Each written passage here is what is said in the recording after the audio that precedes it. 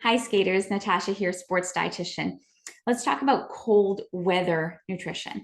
So first off, because you are spending so much time in rinks, you are not necessarily outdoors. And of course, you are bundled up. So even if you were to be outdoors, if it's cold outdoors, you're not going to absorb as much vitamin D as would be ideal for optimal performance, recovery, reduction in inflammation, injury recovery, and so on. So one of the things we want to be aware of is that skaters do need to be supplementing with vitamin D3 on a daily basis. Now, this is something you would have started if you were born in North America, especially, or living around Canada, you would have started this as a baby.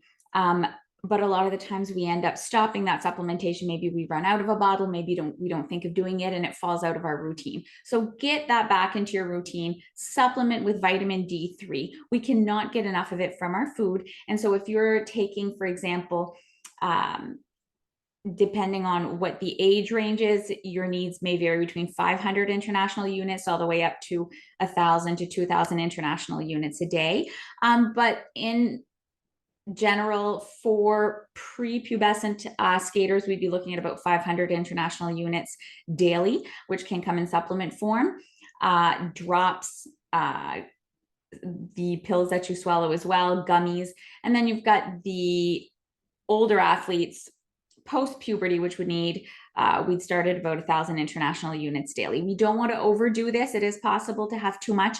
So start by consuming this on a regular basis with a meal containing fat.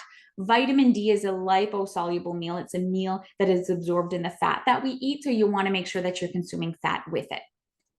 Now, another thing we want to be careful of is making sure that we are properly hydrating when we're in the rink.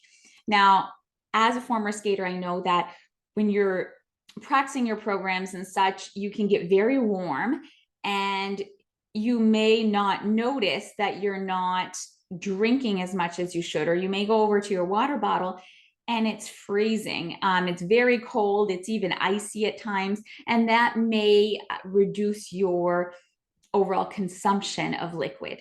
And so if we want to make sure that you're consuming enough liquid, one of the things you can do is actually bring a water bottle to the rink that is maybe lukewarm or even has a bit of warm water in it. So by the time that you are done at the rink, your water has not frozen up into an ice cube, and it is still at a temperature that you can enjoy.